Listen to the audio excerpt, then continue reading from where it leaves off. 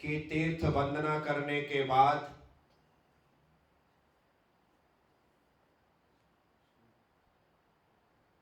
वहां से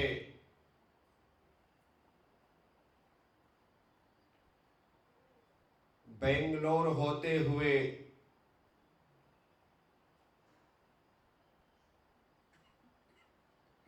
तमिलनाडु की यात्रा का भाव लेकर के निकला हूं।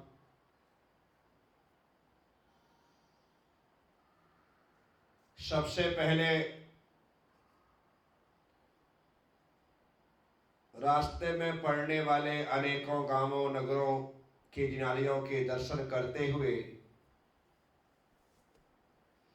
मैं बेंगलोर पहुंचा।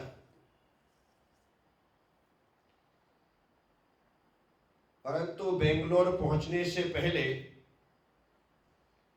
बाहर ही एक श्वेतांबर मंदिर, साथ साथ उपाश्रय वहां पर था। आखा तीज का वह दिन वहां आया। अब हम ऐसे स्थान पर हैं कि आखा तीज का दिन है, विशेष दिन है, क्या किया जाए। संघ में चैत्यालय था ही, मैंने कहा उत्सव तो होगा। कल सुबह हम यहां से विहार ना करके यही रुकेंगे और आखा तीज मनाएंगे। रात्रि विश्राम करने के बाद दूसरे दिन आखा तीज थी, सुबह विहार नहीं किया। और नीचे बहुत सारा सामान का डेकोरेशन का पड़ा हुआ था, वे फालतू जिसे कहते हैं। अपने साथ सारे बच्चे थे। ऊपर के पोर्शन में मैंने कहा सबसे पहले तो जितना सामान नीचे पड़ा है इसे ला करके इस भवन का डेकोरेशन करो। डेकोरेशन चालू हो गया। मैंने कहा आखा तीज एक काम करो कि एक व्यक्ति जाए और जाकर के गन्ने लेकर के आए। एक व्यक्ति गया, जाकर इकट्ठे 40-50 गन्ने ले आया। गन्ने से डेकोरेशन करना था। पूरे गन्ने हमने ऐसे खड़े कर दिए और उसके सामने भगवान जिनेंद्र को बिठा करके इक्षु रस से उनका अभिषेक किया। यानी कि जितने लोग थे उन सब लोगों का उत्साह जो था ना, उत्साह कब बढ़ जाता है जब कुछ ऐसे ओकेशन आ जाते हैं, उसमें कुछ करने के लिए कहा जाता, तो सब में एक जोश अलग प्रकार का आता है। ऐसा कर लेते, ऐसा कर लेते, ऐसा कर लेते, सब लोग लग गए। इतना सुंदर डेकोरेशन, इतना सुंदर तरीके से भगवान का अभिषेक कि अकल्पनीय। तो करना कुछ भी नहीं था, बस आज आखा तीज है तो भगवान का इक्षु रस से विशेष अभिषेक करेंगे, बस यही एक कार्यक्रम था। बहुत अच्छे से अभिषेक हुआ, पूजा पाठ भगवान की जयंती की, आहार चर्या हुई। हमने इतना करके ही सुख प्राप्त कर लिया। मैं हमेशा कहता हूं दिन तो रोज आते हैं, रोज जाते हैं, लेकिन सुख लेने की बात है, आप कैसे ले सकते हैं। अब मैंने कहा ना कि गौतम स्वामी की जयंती से महावीर जयंती तक दीपक जला, यही बोला। कितने सारे लोग हैं, लेकिन इसके दिमाग में बैठ गया कि आनंद मुझे लेना है। एक बराबर तरीके से लेता है, पूरा सब जगह दीपक जला रहा है। ये भी कर सकता है, ये भी कर सकते हैं, ये लोग भी कर सकते नहीं, पर जो व्यक्ति आनंद लेना चाहता है ना, वो रास्ता ढूंढ लेता है और आनंद ले लेता है। बाकी लोग तो थाली से उठा करके रखने की हिम्मत भी नहीं करते। क्यों? क्योंकि लेने का वो भाव वो भीतर से पैदा होता है। उसका जो आनंद है वो भीतर से ही आता है। तो हम लोगों ने बहुत ही अच्छे तरीके से मन को सुख दे ऐसा कार्यक्रम करके दोपहर में वहां से विहार किया। चलते हुए हम बेंगलोर पहुंचे। बेंगलोर कोई छोटा मोटा शहर नहीं है, कर्नाटक की राजधानी है। इस पार से उस पार निकलने में ही हमको 4 दिन लग गए थे, क्योंकि जगह जगह मंदिर है और इच्छा होती है कि बाद में कब आना होगा नहीं होगा, इसीलिए जो दर्शन सहजता से हो सकते हैं वो दर्शन कर लेने चाहिए। तो ऐसा करते हुए हम लोग जो एक मुख्य मंदिर है पार्श्वनाथ भगवान का, जहाँ पर बाजू में भवन भी बहुत बड़ा बना हुआ है, सारे साधु संत ज़्यादातर वहीं पर प्रवास करते हैं, वहीं पर उन लोगों के चातुर्मास आदि होते हैं। स्थान का नाम तो मैं भूल गया, परंतु वहाँ पर रुकना हुआ, वहाँ आहारचर्या की। और दोपहर में एक दूसरा मंदिर था, उसको होते हुए में आगे जाना था, जहाँ पर मुनि आदित्य सागर जी महाराज वहाँ पर विराजमान थे। हम लोगों ने विहार किया, मौसम अच्छा था, कोई तकलीफ नहीं। और बामुश्किल से 2.5-3 किलोमीटर चले होंगे कि बारिश की बूंदें आने चालू, और धीरे धीरे करके तो इतनी तेज बारिश हो गई कि समझ में नहीं आया कि क्या करें। फिर एक बहुत बड़ा पार्क है, उसके भीतर से जाना था, और पार्क भी अद्भुत था वहाँ पर वाला, कि पेड़ों को काट काट करके विविध प्रकार के ऐसी चित्रकारियाँ की गई हैं कि उन चित्रकारियों को ही लोग देखने के लिए वहाँ पर पहुँचते। बहुत ही सुंदर पार्क है। जो पेड़ सूख जाते हैं उनको वो जड़मूल से नष्ट ना करके उनके तनों को छोड़ देते हैं, उसी में आकृतियाँ दे देते हैं और उसको खूबसूरत बना देते हैं। तो उस पार्क में बारिश हो रही थी, तो हम लोग शेड लगे थे, थोड़ी देर वहाँ पर ठहर गए। ठहरे ठहरे हमें 15 मिनट 20 मिनट आधा घंटे हो गया, बारिश बंद होने का नाम ही ना ले। बोले महाराज से मंदिर पास में ही है, थोड़ी सी हिम्मत कर लेते, चल लेते। मैंने कहा चलो, कब तक यहाँ रहेंगे, क्योंकि रात्रि विश्राम यहाँ पे संभव है नहीं, आगे जाना ही पड़ेगा, बारिश रुकने का नाम नहीं ले रही है। तो हम लोग वहाँ से फिर आगे बढ़े जी। उसी मंदिर में आदित्य सागर जी महाराज रुके हुए थे, हम लोग चले। अब वो भी बरसते पानी में लेने आ गए। अरे भाई तुम मत आओ, तुम तो मंदिर में सुरक्षित हो, लेकिन उनकी विनम्रता, उनका विनय गुण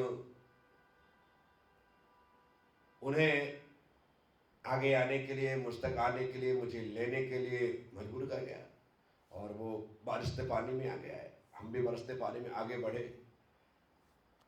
मिलने के बाद मंदिर के अंदर गए, वहाँ पर बैठना हुआ, दर्शन हुए, बैठना हुआ, बातचीत हुई। हमारा यहाँ पर प्रवास नहीं था, क्योंकि वो मंदिर में जगह ही नहीं थी कि 2-2 संघ वहाँ पर ठहर सकें। तो इसलिए हम लोगों को आगे बढ़ कर के एक मंजू जी करके बहुत सक्रिय महिला थी, जो कि पत्रकारिता में भी अपना कर्नाटक में, बेंगलोर में अच्छा नाम रखती है। अखबार में जितनी न्यूज आती है उनके द्वारा ही वो पूरी की पूरी व्यवस्था होती है। हम लोग गोमटेश्वर भी रहे, कोई काम होता था तो उनको न्यूज भेज दो तो अखबार में छप जाती थी। तो अच्छी पहुँच थी। उनकी बहुत इच्छा थी कि मेरे घर में रात्रि विश्राम हो, तो हम लोग आगे बढ़ कर के उनके घर पहुँचे। उस समय तक पानी बंद हो चुका था। उनके घर में रात्रि विश्राम हुआ, सुबह वहाँ से निकल कर के हम आगे बढ़े। तो ऐसा एक छोटा सा प्रवास था बेंगलोर का। लेकिन बेंगलोर में जाने के बाद लगा कि बेंगलोर बहुत अच्छी सिटी है। यदि वहाँ पर थोड़ा समय दिया जाए तो धर्म प्रभावना के लिए उपयुक्त जगह है। और वहाँ पर बैठ कर के जब कोई बात की जाए पूरे कर्नाटक में वह गूंजेगी। परंतु समय हमारे पास इतना नहीं था कि बेंगलोर रुक करके प्रभावना करते। हमें तो यात्रा करनी थी तमिलनाडु की, इसलिए लक्ष्य एकमात्र था, बस तमिलनाडु की यात्रा। इस कारण से हमने बेंगलोर छोड़ दिया। अब बेंगलोर को छोड़ करके आगे बढ़े। मेरे ख्याल से बेंगलोर से निकलने के बाद 40-50 किलोमीटर बाद ही तमिलनाडु की सीमा प्रारंभ हो जाती है, ज़्यादा दूरी नहीं है। इसके बाद ही तमिलनाडु की सीमा प्रारंभ हो। हम लोग चले, रास्ते में एक आधा आहार हुआ, उसके बाद तमिलनाडु।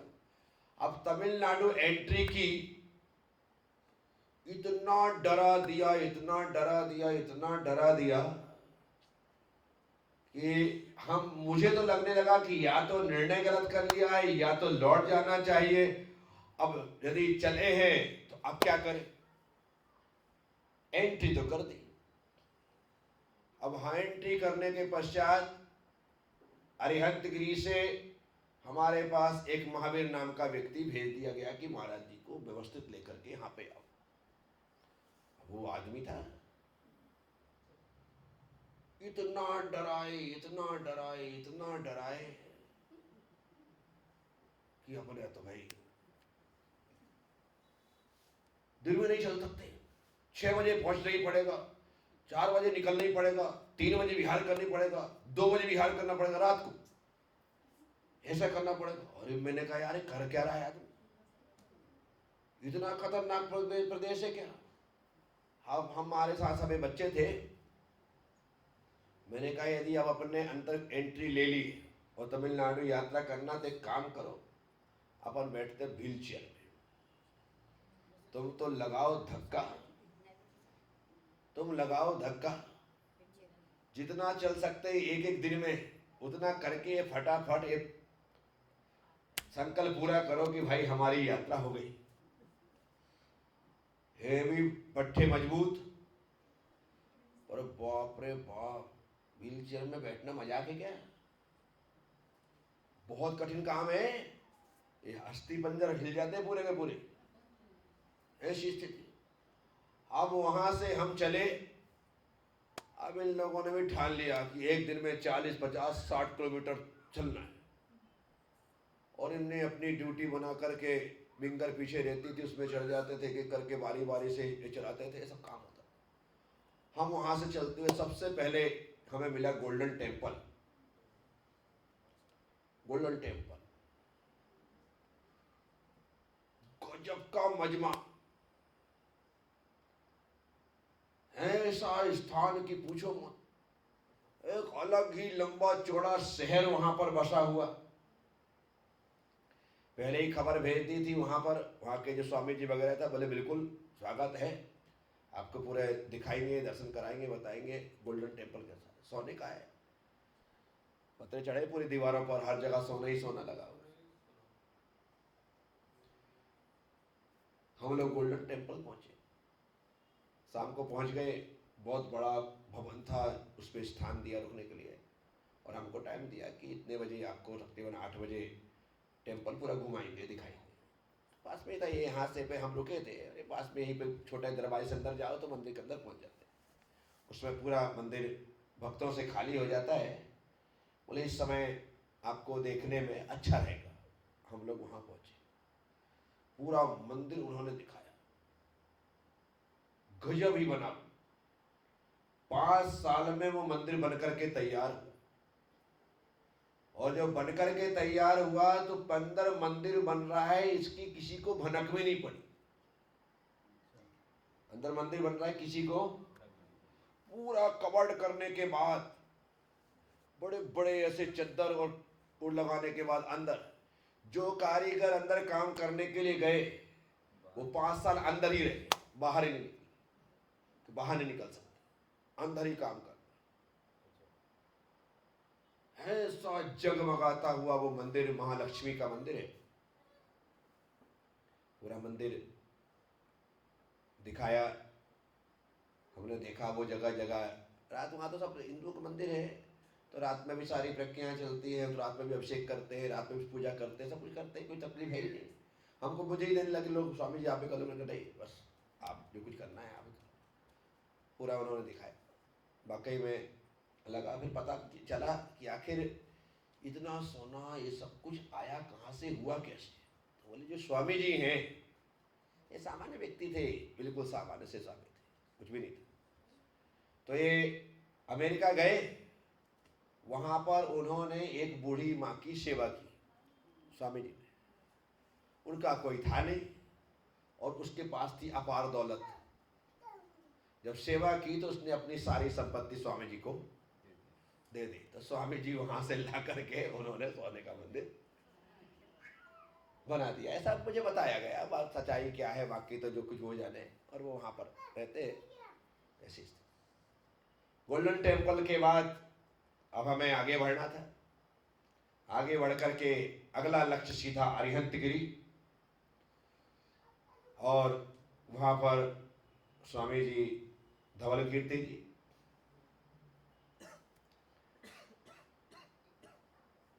हम लोग अरिहंतगिरी पहुँचे। तमिलनाडु का पहला तीर्थ, तमिलनाडु के पहले दर्शन भी आप कह सकते। बहुत अच्छा क्षेत्र है, स्वामी जी ने अच्छे तरीके से उसे डेवलप किया है। पुराना स्थान भी है, ऊपर पहाड़ी पर नेमिनाथ भगवान खड़गासन मूर्ति उनकी विशालता में।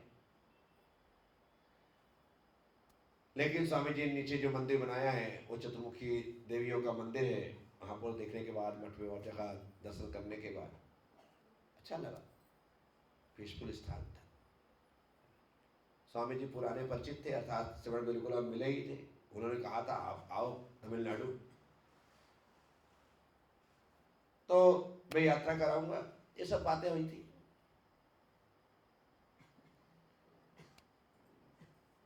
तकरीबन हम 3 दिन अरिहंतगिरी में रहे।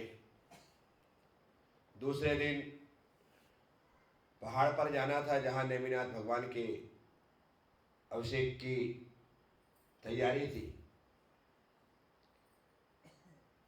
जहां पर क्षेत्र है, जहां पर मठ है, उससे कोई इतने पास में नहीं है नेमिनाथ भगवान का। वो चलते चलते तकरीबन 2.5-3 किलोमीटर चलने के बाद वो पहाड़ी आती है।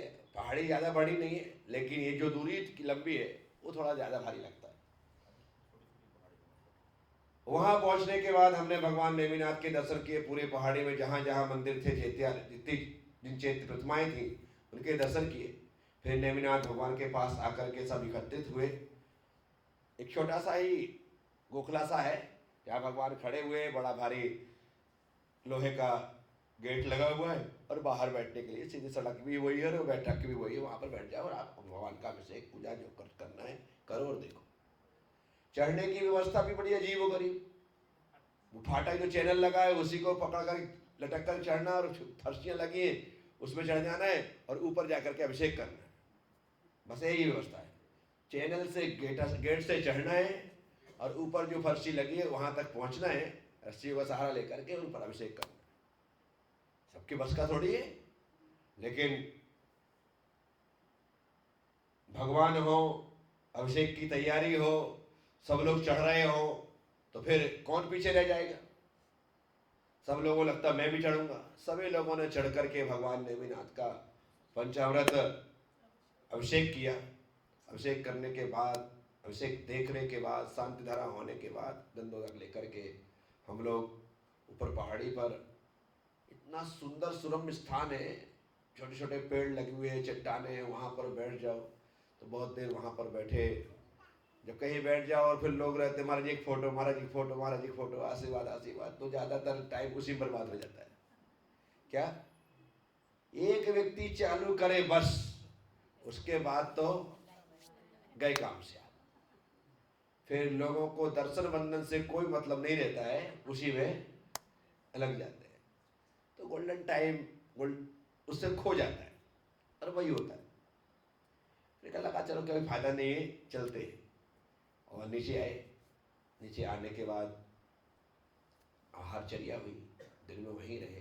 दूसरे दिन आहार करके, क्योंकि तमिलनाडु बिहार तो आपको ऐसे टाइम पे करना है ताकि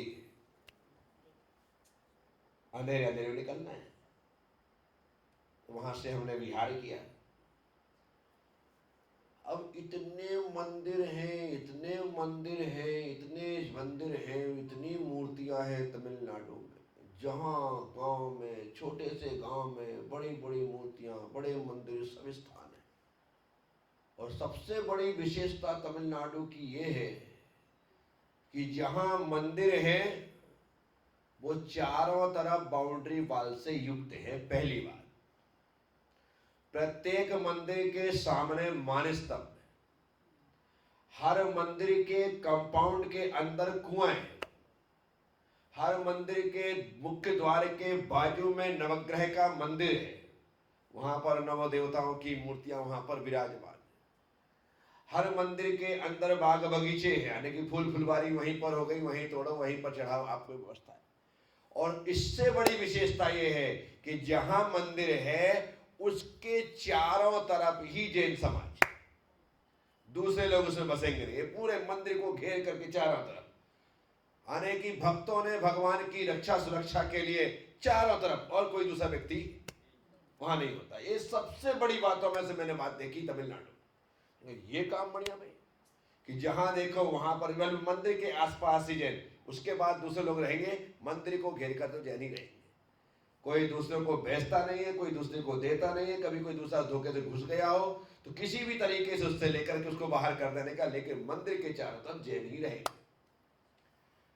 ये जो देखने में आया वो बहुत ही गजब का।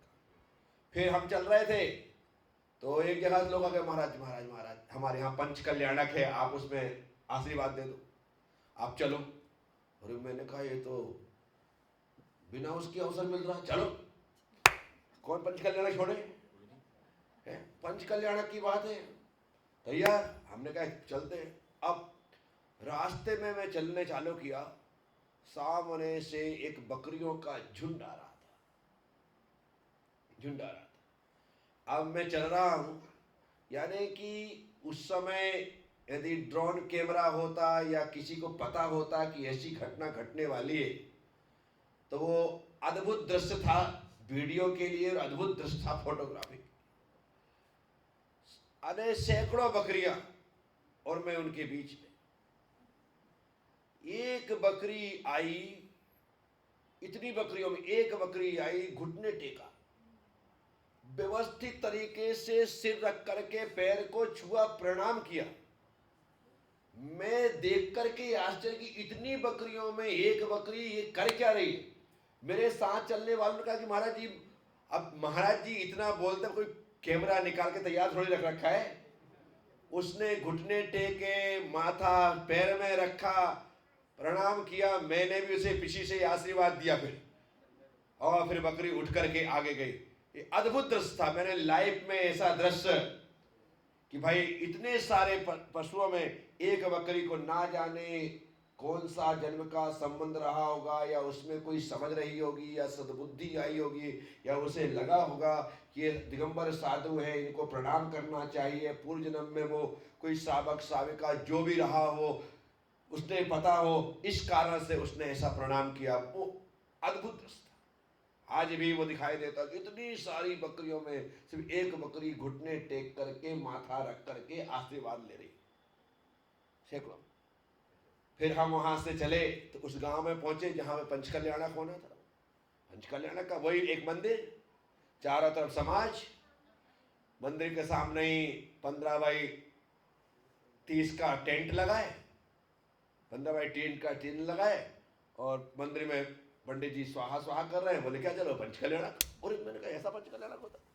बोले हाँ बस पंच कल्याणक चल रहा है। बा मुश्किल से उस पंच कल्याणक में आप ये मान के चलो कि 25-50 हजार रुपए में तो पंच कल्याणक हो जाए। ऐसा ठीक है, पंच कल्याणक है, पर आनंद तो लेंगे अपन। पूरा पंच कल, महाराज जी ऐसा करो, महाराज जी ऐसा करो, सब कुछ करेंगे, चिंता नहीं। सारी प्रक्रिया वहां पर पंडित जी थे, भट्टारक जी भी अपने अलग गिरी से आ गए थे, स्वामी जी ठीक है, पूरी प्रक्रिया पढ़ने की। अब मान स्तंभ बने ही नहीं है और उसकी प्रतिष्ठा चल रही है। मान स्तंभ बने नहीं, प्रतिष्ठा चल रही है। मैंने कहा यार महास्तंभ बना है। बोले महाराज जी सब बन गया, आप चिंता मत करो, सुबह खड़ा हो जाएगा। पंच कल्याणक चल रहा है, सुबह पंच कल्याणक खड़ा हो जाएगा। ठीक है, देख वो भी देख लेंगे भैया। बोले सुबह मूर्ति स्थापना का, मान स्तंभ की स्थापना का मुहूर्त है सुबह 3 बजे का। मैंने कहा कर दिन ने रात काली। 2:30 बजे उठ करके देखा हमने, पब्लिक ही पब्लिक, इतने लोग की पूछो मत चारों तरफ। अरे मैंने कहा 2:30 बजा है। अब वो 2:30 बजे ऐसे दंड मुसंड लोग वो मानस्तंभ खड़ा कर रहे हैं। वहां पे एक ही पत्थर का मानस्तंभ होता है, एक ही पत्थर का, 21 फुट 18 फुट जितना लंबा होता है, एक ही पत्थर का होता है। और उसमें मोटे मोटे बंधे रस्से, और लोग उसको खींच करके वहां से धक्का दे रहे हैं, ऐसा खींच कर खड़े कर रहे हैं। 3 बजे हमने देखा कि मानस्तंभ खड़ा हो गया। और मानस्तंभ खड़ा, और पंडित जी सूम भट स्वाहा भदी मंत्रोच्चारण किए जा रहे हैं सब कुछ। मैंने कहा कल शाम तक कुछ दिख नहीं रहा था, रात में मानस्तंभ खड़ा हो गया, सुबह प्रतिष्ठा हो गई। बोल महावीर भगवान की। और अद्भुत काम साहब, आप थी ना उस समय भी। अब ऐसा वो दृश्य तमिलनाडु में, अन्यथा ये पंच कल्याणक का अवसर कहां मिलता है कि कैसा होता है। इस बहाने हमने वो पंच कल्याणक भी अटेंड कर लिया, पंच कल्याणक में शिरकत कर ली, पूरा लाभ दे दिया, वहां कैसे क्या होता है वो भी देख लिया। यानी कि सुबह मेरी ख्याल से 4:30 बजे तक तो सब निपट गया, लोग चले भी गए, खत्म, खेला हो गया वहां ऐसा। हाँ सब खत्म, सब अपने अपने निकल गए। तो वह पंच कल्याणक तो एक सुखद अनुभव और एक अच्छा आयोजन तमिलनाडु में उस पंच कल्याणक का देखने को, स्वयं शिरकत करके उसका लाभ लेने का अवसर मिल गया। अब वहां से भी चलना है। अब इतने ऐसे प्रसिद्ध तीर्थों में कोई तीर्थ तो ऐसे है नहीं। अब यहां से हमें जाना था मेल चितामूर। कहाँ जाना था? मेल चितामूर। अब मेल चितामूर जाना था। अब मेल चितामूर के पहले आचार्य कुंद कुंद स्वामी की वह तपस्या स्थली पोन्नरमलई, वहां पर कुंद कुंद भगवान का वो स्थान, मेल चितामूर के पहले। अब हमें वहां जाना है। कुंद कुंद भगवान के नाम पर तो मेरे को ना जाने क्या हो जाता, बड़ा खुश होता हूं मैं भगवान कुंद कुंद के नाम सुनकर। बड़ा एक अलग ही उनके प्रति वो है। अभी जब बीच में बात चली थी कुंद कुंद भगवान ऐसा नहीं है, अपने नहीं है, वो नहीं है, मेरे को बड़ी तकलीफ होती थी। कुंद कुंद स्वामी उस स्थान के पोन्नरमलई के दर्शन करने, और बड़े उत्सुकता के साथ हम लोग पोन्नरमलई पहुंचे। क्या लंबी चौड़ी बड़ी भारी धर्मशाला बनी है, 3 माले की, बहुत शानदार व्यवस्था। अपना स्थान है, अपना मंदिर है, अपनी धर्मशाला है, उससे लगी हुई है सोनगढ़ियों का भी मंदिर है, उनकी व्यवस्था, उनकी धर्मशाला, उनका अपना है, उन्होंने बना रखा है। हम अपने उसमें रुके, उनके यहाँ तो जाने का सवाल ही नहीं उठता है। यहाँ रुके, सब कुछ किया। आज पहुंचे, दूसरे दिन पहाड़ है, छोटा सा पहाड़ है, वहां पर पहुंचना है। आचार्य कुंद कुंद स्वामी के सिर्फ चरण है, भगवान महावीर स्वामी की एक प्रतिमा वहां पर विराजमान, ज्यादा कुछ नहीं है। एक छोटा सा ही, मेरे ख्याल से 20 बाई 20 का एक स्थान होगा, जो कि जालियों से बंद है, बहुत छोटा सा स्थान। ऊपर पहुंचे, लेकिन बहुत अच्छा लगा। भगवान महावीर स्वामी की भक्ति की, कुंद कुंद स्वामी के चरणों की वंदना की। आसपास वहां पर छोटी छोटी और गुफाएं हैं, उन गुफाओं को देखा, एक सब कुछ किया। वापिस नीचे आए।